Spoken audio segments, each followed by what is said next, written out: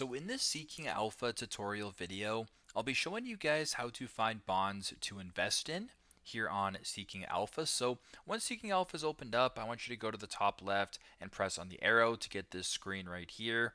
Then I want you to go down to where it says Stock Analysis right here. Then I want you to go ahead and press on Stock Ideas. So once Stock Ideas is selected, I want you to scroll down to where it says Bonds right here and then press on that. So once you're here, you can go ahead and check on the latest bond market analysis. What you're going to be seeing here is different articles about different ticker symbols and maybe if you should invest in these bonds or maybe not. So you can go ahead, do your own research, and it's completely up to you in regards to whether or not you invest in the bonds that are mentioned. But just wanted to show you guys a resource on how to find bonds to potentially invest in on Seeking Alpha. Thanks again for watching, and I hope this video helps.